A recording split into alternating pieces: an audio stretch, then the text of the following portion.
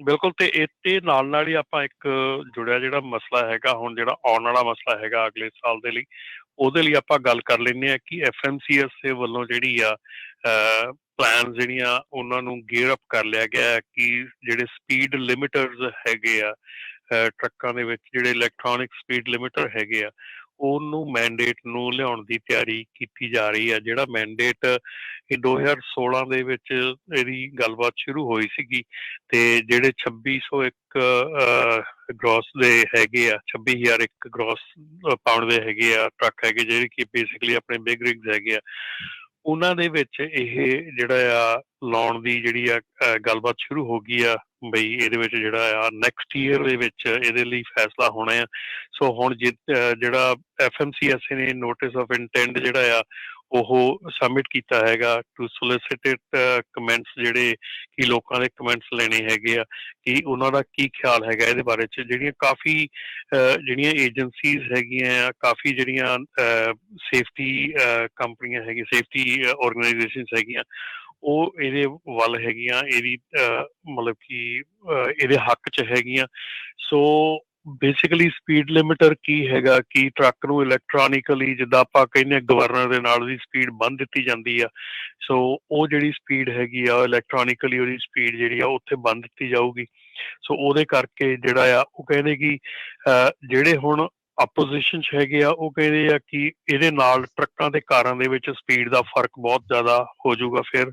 ਤੇ ਉਹਦੇ ਨਾਲ ਜਿਹੜੇ ਐਕਸੀਡੈਂਟਸ ਆ ਉਹ ਵਧਣਗੇ। ਜਿੱਥੇ ਕਿ ਜਿਹੜੇ ਇਹਦੇ ਹੱਕ ਦੇ ਵਿੱਚ ਆ ਉਹ ਇਹ ਕਹਿ ਰਹੇ ਆ ਕਿ ਕਿਉਂਕਿ ਟਰੱਕਾਂ ਦੀ ਸਪੀਡ ਬਹੁਤ ਜ਼ਿਆਦਾ ਹੈਗੀ ਆ ਔਰ ਜਿੰਨੇ ਮੈਜੋਰਟੀ ਐਕਸੀਡੈਂਟ ਹੁੰਦੇ ਆ ਉਹਨਾਂ ਦੇ ਵਿੱਚ ਡਾਟਾ ਹੈਗਾ ਕਿ ਜਿਹਦੇ ਵਿੱਚ ਕਿ ਸਪੀਡ ਜਿਹੜੀ ਆ ਉਹ ਕਾਜ਼ ਬਣਦੀ ਆ ਐਕਸੀਡੈਂਟ ਦਾ ਔਰ ਨੁਕਸਾਨ ਬਹੁਤ ਜ਼ਿਆਦਾ ਹੁੰਦਾ ਹੈ ਸਪੀਡ ਦੇ ਕਰਕੇ। ਸੋ ਇਹ ਸਾਰੀਆਂ ਚੀਜ਼ਾਂ ਜਿਹੜੀਆਂ ਆ ਇਹਨਾਂ ਨੂੰ ਮੱਦੇਨਜ਼ਰ ਰੱਖ ਕੇ ਜਿਹੜਾ FMCSA ਆ ਉਹਨਾਂ ਵੱਲੋਂ ਨੋਟਿਸ ਆਫ ਇੰਟੈਂਟ ਜਾਰੀ ਕੀਤਾ ਗਿਆ ਆ। ਉਹਨਾਂ ਨੇ ਹੁਣ ਅਗਲੇ ਮਹੀਨੇ ਤੋਂ ਸ਼ਾਇਦ ਜਿੱਦਾਂ ਹੀ ਇਹਦੇ ਕਮੈਂਟਸ ਪੀਰੀਅਡ ਸ਼ੁਰੂ ਹੋਊਗਾ ਆਪਾਂ ਫਿਰ ਤੁਹਾਡੇ ਨਾਲ ਇਹਦੇ ਲਈ ਜਿਹੜਾ ਆ ਇਹਦੇ ਬਾਰੇ 'ਚ ਗੱਲ ਕਰਾਂਗੇ। ਪਰ ਗੈਟ ਰੈਡੀ ਇਹ ਚੀਜ਼ ਜਿਹੜੀ ਆ 2023 ਦੇ ਵਿੱਚ ਜਿਹੜਾ ਐਂਟੀਸਪੇਟਡ ਰੂਲ ਹੈਗਾ ਆ ਪ੍ਰਪੋਜ਼ ਰੂਲ ਹੈਗਾ ਇਹ ਇਲੈਕਟ੍ਰੋਨਿਕਲੀ ਇੰਜਨ ਦੀ ਸਪੀਡ ਜਿਹੜੀ ਆ ਉਹ ਗਵਰਨ ਕਰਨ ਦਾ ਉਹ ਆਉਣ ਜਾ ਰਿਹਾ ਹੈਗਾ। ਸੋ ਇਹਦੇ ਬਾਰੇ ਦੇ ਵਿੱਚ ਵੀ ਜਿਹੜਾ ਆ ਆਪਣਾ ਧਿਆਨ ਰੱਖੋ ਕਿ ਤੁਸੀਂ ਇਹਦੇ ਬਾਰੇ 'ਚ ਕੀ ਚਾਹੁੰਦੇ ਆ ਕੀ ਸੋਚਦੇ ਆ। ਸੋ ਇਹਦੇ ਜਿਹੜੇ ਜਦੋਂ ਕਮੈਂਟ ਪੀਰੀਅਡ ਆਊਗਾ ਤੇ ਡੈਫੀਨੇਟਲੀ ਅਸੀਂ ਕਹਾਂਗੇ ਕਿ ਤੁਸੀਂ ਆਪਣੇ ਆਪਣੇ ਜਿਹੜੇ ਵਿਚਾਰ ਹੈਗੇ ਆ ਜ਼ਰੂਰ ਉੱਥੇ ਰੱਖੋ। ਬਿਲਕੁਲ ਤੇ ਇਹਦੇ ਨਾਲ ਹੀ ਆਪਾਂ ਇੱਕ ਜੁੜਿਆ ਜਿਹੜਾ ਮਸਲਾ ਹੈਗਾ ਹੁਣ ਜਿਹੜਾ ਆਉਣ ਵਾਲਾ ਮਸਲਾ ਹੈਗਾ ਅਗਲੇ ਸਾਲ ਦੇ ਲਈ ਉਹਦੇ ਲਈ ਆਪਾਂ ਗੱਲ ਕਰ ਲੈਂਦੇ ਹਾਂ ਕਿ FMCS ਦੇ ਵੱਲੋਂ ਜਿਹੜੀ ਆ ਪਲਾਨ ਜਿਹੜੀਆਂ ਉਹਨਾਂ ਨੂੰ ਗੇਅਰ ਅਪ ਕਰ ਲਿਆ ਗਿਆ ਹੈ ਕਿ ਜਿਹੜੇ ਸਪੀਡ ਲਿਮਿਟਰਸ ਹੈਗੇ ਆ ਟਰੱਕਾਂ ਦੇ ਵਿੱਚ ਜਿਹੜੇ ਇਲੈਕਟ੍ਰੋਨਿਕ ਸਪੀਡ ਲਿਮਿਟਰ ਹੈਗੇ ਆ ਉਹਨੂੰ ਮੈਂਡੇਟ ਨੂੰ ਲਿਆਉਣ ਦੀ ਤਿਆਰੀ ਕੀਤੀ ਜਾ ਰਹੀ ਹੈ। ਜਿਹੜਾ ਮੈਂਡੇਟ ਇਹ 2016 ਦੇ ਵਿੱਚ ਇਹਦੀ ਗੱਲਬਾਤ ਸ਼ੁਰੂ ਹੋਈ ਸੀਗੀ ਤੇ ਜਿਹੜੇ 2601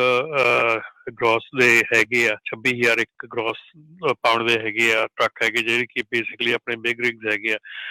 ਉਹਨਾਂ ਦੇ ਵਿੱਚ ਇਹ ਜਿਹੜਾ ਆ ਲਾਉਣ ਦੀ ਜਿਹੜੀ ਆ ਗੱਲਬਾਤ ਸ਼ੁਰੂ ਹੋ ਗਈ ਆ ਬਈ ਇਹਦੇ ਵਿੱਚ ਜਿਹੜਾ ਆ ਨੈਕਸਟ ਈਅਰ ਦੇ ਵਿੱਚ ਇਹਦੇ ਲਈ ਫੈਸਲਾ ਹੋਣਾ ਆ। ਸੋ ਹੁਣ ਜਿਹੜਾ FMCSA ਨੇ ਨੋਟਿਸ ਆਫ ਇੰਟੈਂਟ ਜਿਹੜਾ ਆ ਉਹ ਸਬਮਿਟ ਕੀਤਾ ਹੈਗਾ ਟੂ ਸੋਲਿਸਿਟਡ ਕਮੈਂਟਸ ਜਿਹੜੇ ਕਿ ਲੋਕਾਂ ਦੇ ਕਮੈਂਟਸ ਲੈਣੇ ਹੈਗੇ ਆ ਕਿ ਉਹਨਾਂ ਦਾ ਕੀ ਖਿਆਲ ਹੈਗਾ ਇਹਦੇ ਬਾਰੇ 'ਚ ਜਿਹੜੀਆਂ ਕਾਫੀ ਜਿਹੜੀਆਂ ਏਜੰਸੀਜ਼ ਹੈਗੀਆਂ ਆ ਕਾਫੀ ਜਿਹੜੀਆਂ ਸੇਫਟੀ ਕੰਪਨੀਆਂ ਹੈਗੀਆਂ ਸੇਫਟੀ ਆਰਗੇਨਾਈਜੇਸ਼ਨਸ ਹੈਗੀਆਂ ਉਹ ਇਹਦੇ ਵੱਲ ਹੈਗੀਆਂ ਇਹਦੀ ਮਤਲਬ ਕਿ ਇਹਦੇ ਹੱਕ 'ਚ ਹੈਗੀਆਂ। ਸੋ ਬੇਸਿਕਲੀ ਸਪੀਡ ਲਿਮਿਟਰ ਕੀ ਹੈਗਾ ਕਿ ਟਰੱਕ ਨੂੰ ਇਲੈਕਟ੍ਰੋਨਿਕਲੀ ਜਿੱਦਾਂ ਆਪਾਂ ਕਹਿੰਦੇ ਹਾਂ ਗਵਰਨਰ ਦੇ ਨਾਲ ਉਹਦੀ ਸਪੀਡ ਬੰਦ ਦਿੱਤੀ ਜਾਂਦੀ ਆ। ਸੋ ਉਹ ਜਿਹੜੀ ਸਪੀਡ ਹੈਗੀ ਆ ਇਲੈਕਟ੍ਰੋਨਿਕਲੀ ਉਹਦੀ ਸਪੀਡ ਜਿਹੜੀ ਆ ਉੱਥੇ ਬੰਦ ਦਿੱਤੀ ਜਾਊਗੀ। ਸੋ ਉਹਦੇ ਕਰਕੇ ਜਿਹੜਾ ਆ ਉਹ ਕਹਿੰਦੇ ਕਿ